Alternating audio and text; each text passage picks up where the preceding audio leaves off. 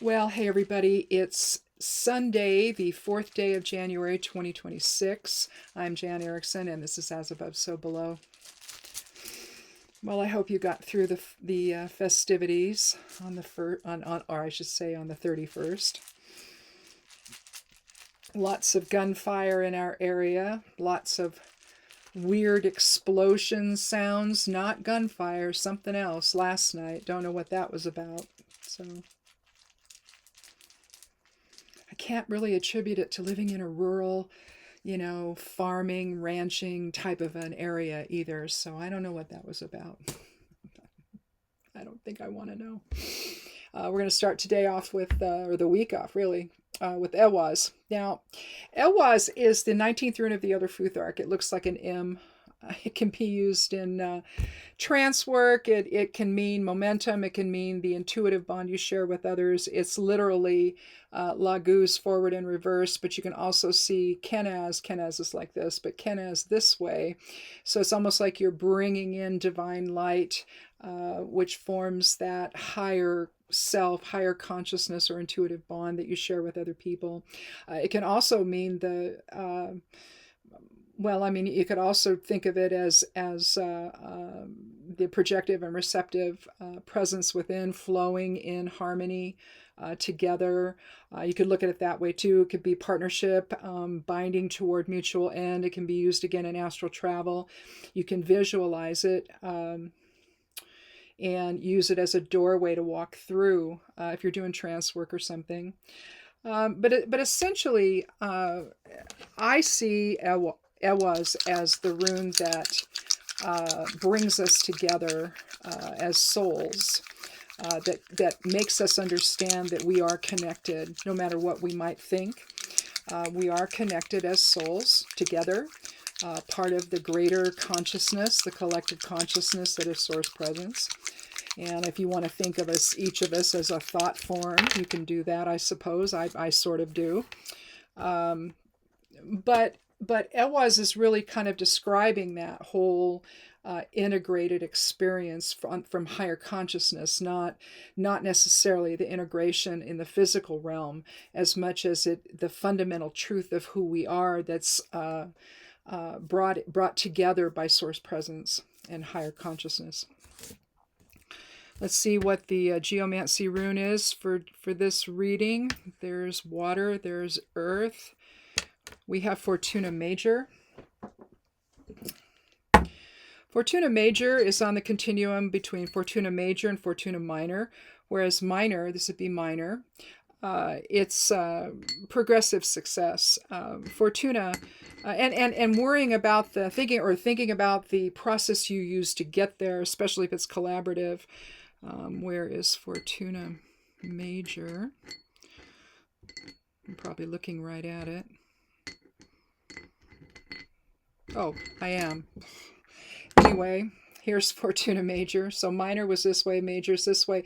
Major would be the windfall at the end. It would be the final success, the end of a project, the end of something successful that you're doing that is successful.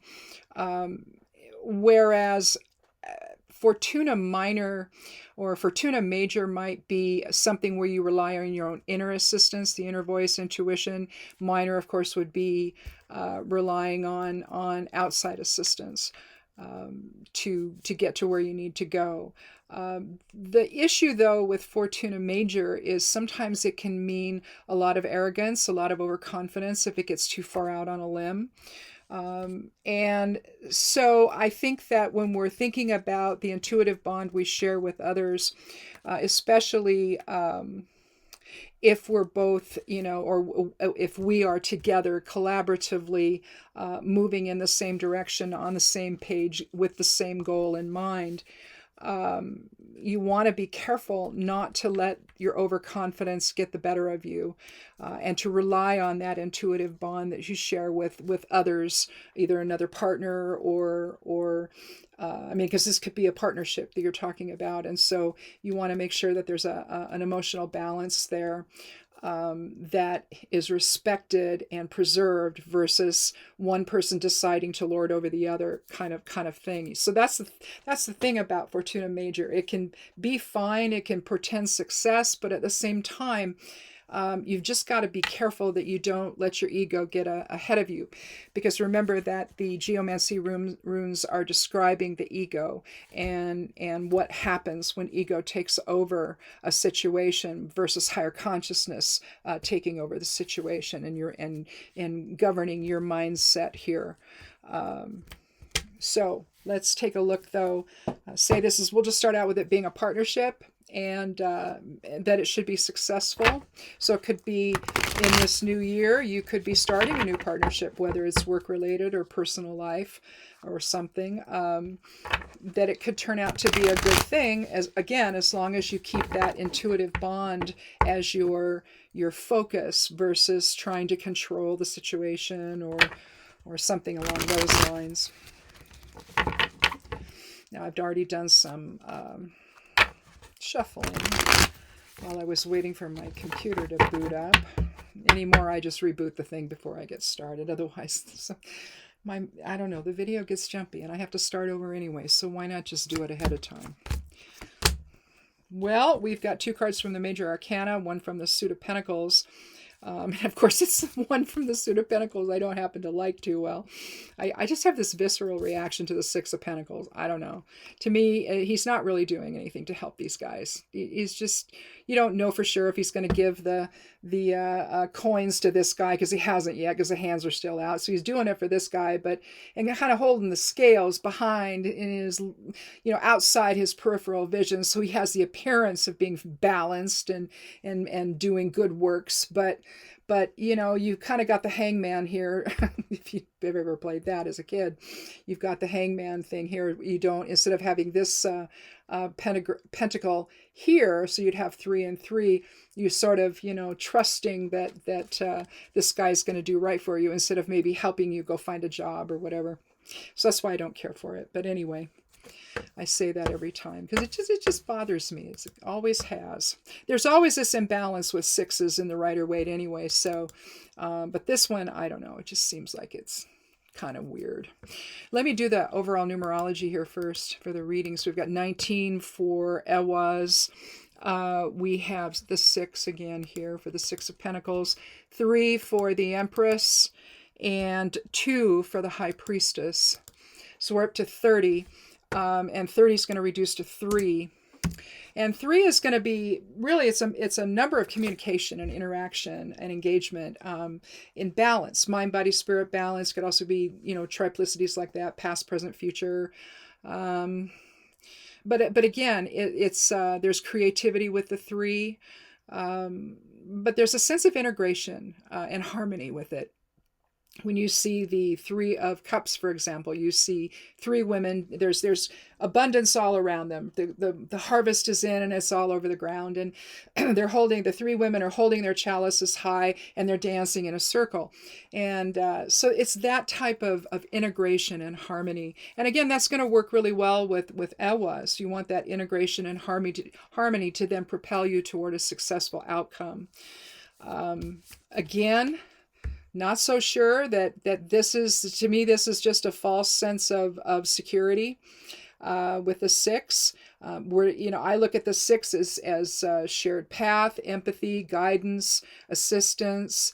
I don't really see that here. So that's going to be one thing you want to be aware of in this new relationship, this new partnership. Again, whether it's with you and someone else or a collaborative thing, you want to be really careful that on the road to success, which, the runes do suggest that it will be, you want to be careful not to get ahead of yourself and think you're accomplishing something and doing something good when in fact maybe you really aren't.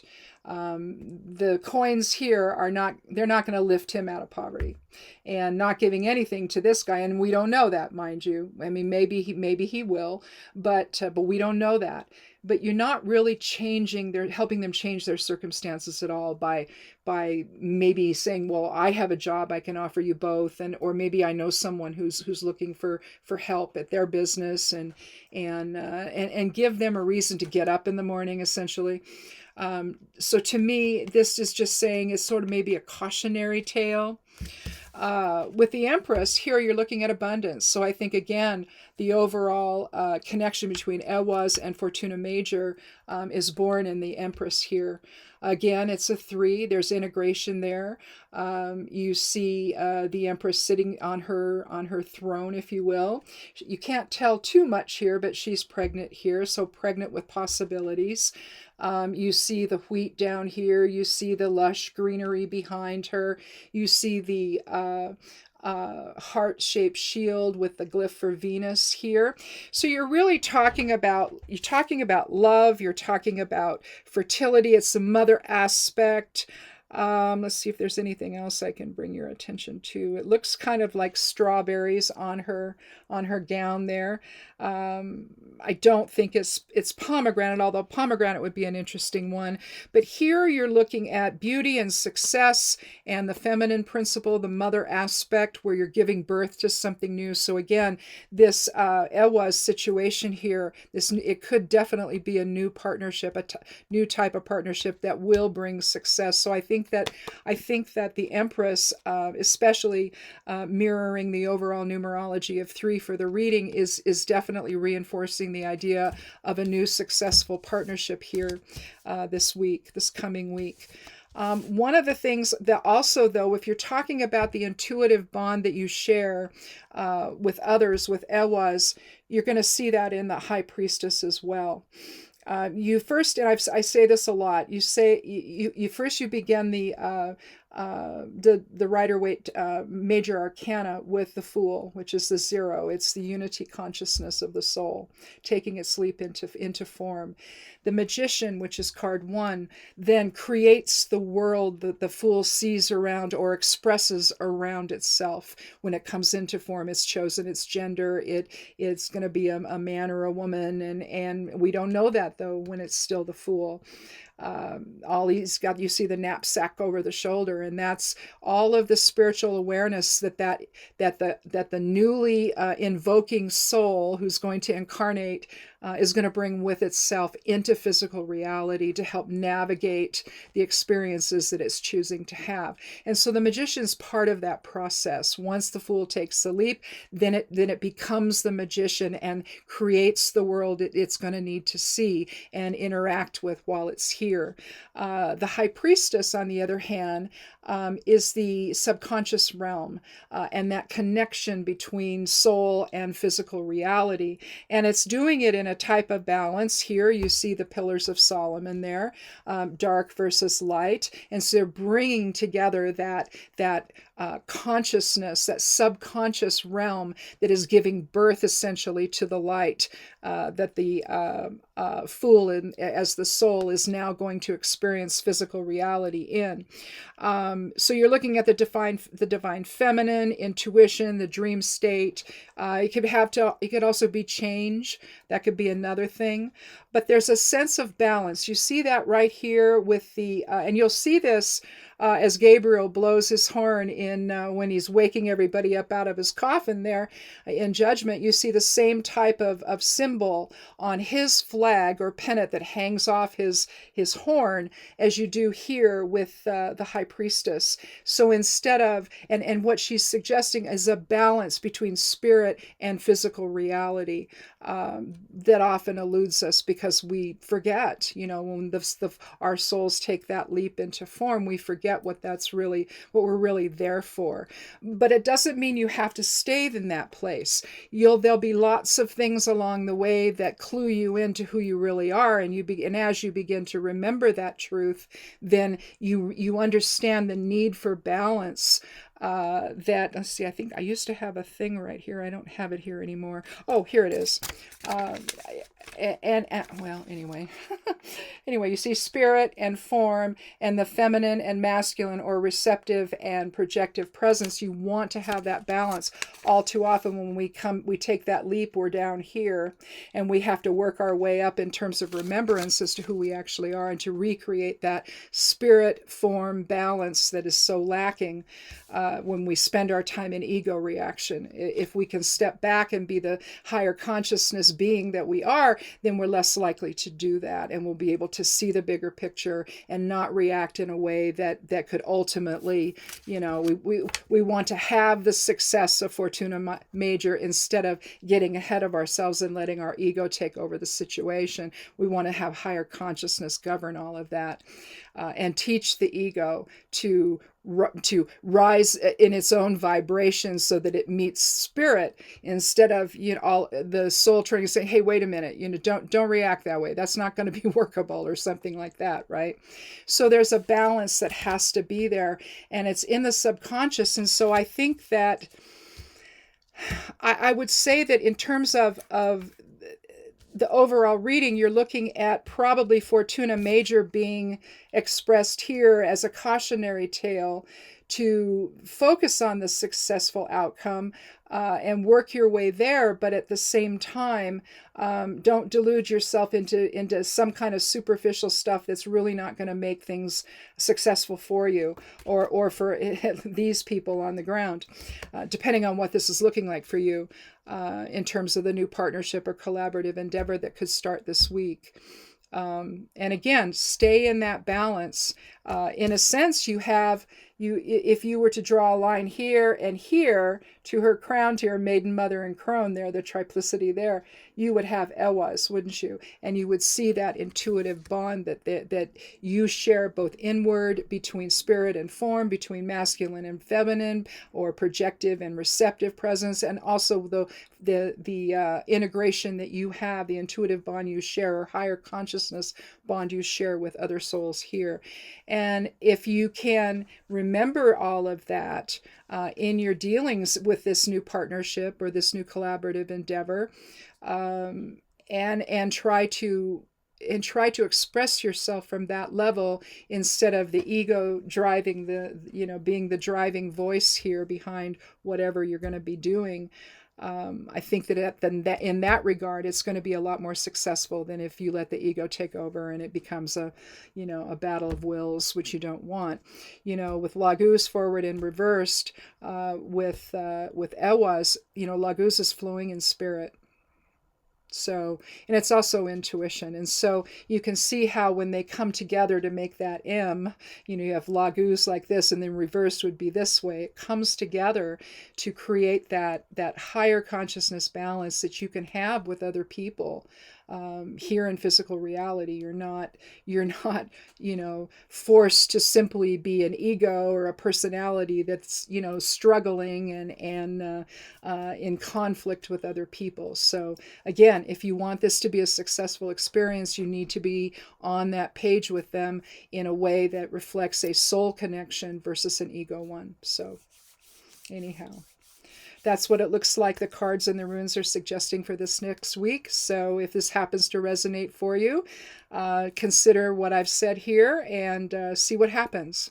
And if not, if it may happen later on, and just remember that you want to flow together in higher consciousness with other people, irrespective of what you're doing, whether it's related to this reading or not. It just always seems to work out better when we do that. So anyhow, that's it. Thanks for watching, and come back again next Sunday for another edition of As Above, So Below. Be good to yourself. Be good to yourself. Be good to one another. I can't talk today. And blessed be.